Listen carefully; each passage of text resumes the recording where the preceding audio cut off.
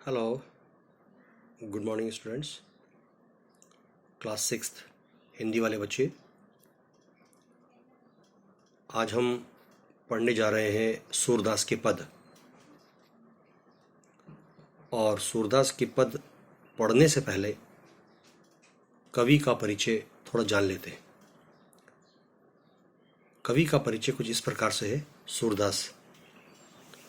सूरदास जी का जन्म 1478 ईस्वी में रुंगता नामक गांव आगरा में हुआ था।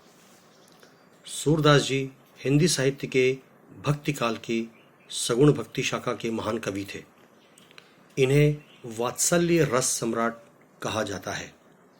सूरदास श्री वल्लभाचार्य के शिष्य थे। सूरदास जी ने अपने जीवन काल में कई ग्रंथ लिखे, जिनमें सूर सागर, साहित्य लहरी, सूर सारावली आदि प्रमुख है। सूरदास जी ने वात्सल्य, श्रृंगार और शांत रसों को अपनी रचनाओं में मुख्य रूप से दर्शाया है। इन्होंने अपने काव्य के लिए ब्रज भाषा का बड़ी ही सहजता से उपयोग किया है। सन 1583 ईस्वी में सूरदास जी का स्वर्गवास हो गया।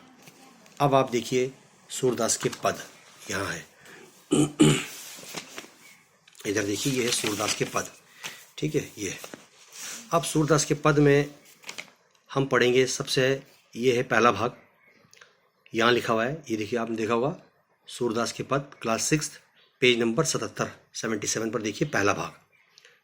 ठीक है, ये सूरदास के पद है। यहाँ से पहली पंक्ति है, जसोदा हरि पालने झुलावे, हल रावे दुलराई मल आवे, जोई जोई कछु गावे, मेरे लाल को 8 निंदरिया, काहे न आनी सुआवे, तू काहे नाही बेगही आवे, तोको कान्हा बुलावे, कबहू पलक हरी मूंदी लेत हैं, कबहू अधर फरकावे, सोवत जानी मौन हवे के रही, करी करी सेन बतावे, इड़ी अंतर अकुलाई उठी हरी, जसमती मधुर गावे, जो सुख सूर अमर मुनि दुर्लभ, सो नंद भामिनी पावे।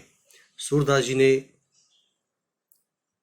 कृष्ण की महिमा को देखकर उनके बारे में इन पंक्तियों की रचना की है। यानी कि सूरदास जी बाल कृष्ण के बचपन के बारे में वर्णन कर रहे हैं और इन पंक्तियों का अर्थ यहाँ हमने लिखने की कोशिश की है। इधर देखिए आप, सूरदास जी के पद भाग 1 पेज नंबर 77। इन पंक्तियों में सूरदास जी कहते हैं, यशोदा जी श्याम माने कृष्ण को पालने में झूले में झुला रही है। कभी झुलाती है, कभी उसे प्यार से पुचकाती है और कुछ गाती भी जा रही है। क्या गाती है देखिए, हे निद्रा यानी कि हे नींद, तू मेरे लाल के पास आ जा, तू क्यों आकर इसे सुलाती नहीं, तू झटपट क्यों नहीं आती है, तुझे कान्हा बुला रहा है। कान्हा कृष्ण के कई नाम है, उनमें से एक नाम है कान्हा। श्याम सुंदर कभी पलके बंद कर लेते हैं, कभी अधर, अधर का अर्थ होता है होंठ, लिप्स, फड़फड़ाने लगते हैं। उन्हें सोते समझकर माता चुप हो जाती है। इसी बीच में श्याम आकुल होकर, बेचैन से होकर जग जाते हैं। आगे कहते हैं सूरदास जी कि जो सुख देवी देवताओं तथा ऋषि मुनियों के लिए दुर्लभ है, मुश्किल है, यानी कि असंभव है, ऐसा सुख, वही सुख श्याम को बाल रूप में पाकर, कृष्ण को बचपने में पाकर, बाल रूप में पाकर उनकी माता यशोदा लालन पालन तथा, एक लाइन यहाँ पर है, इधर देखिए, प्यार में श्री नंद पत्नी प्राप्त कर रही है। ठीक है, अब आपने यहाँ तक देखा होगा और ये इसको हमने बनाया भाग 1। अब ये भाग 2 का थोड़ा हिस्सा आ रहा है, अब हम इसको अगले पंक्तियों के साथ जोड़ देंगे। तो यहाँ तक आप पढ़िए, इसको समझते भी रहिए। ठीक है, और जो प्रश्न उत्तर हम आपको दे रहे हैं, इन्हें भी साफ साफ करते रहिए और अपनी पढ़ाई पे ख़ास तौर से ध्यान देते रहिए। तो इंशाल्लाह जल्द ही स्कूल खुलेंगे, तो फिर हम क्लास में अच्छी तरह से पढ़ाने की कोशिश करेंगे। ठीक है, धन्यवाद।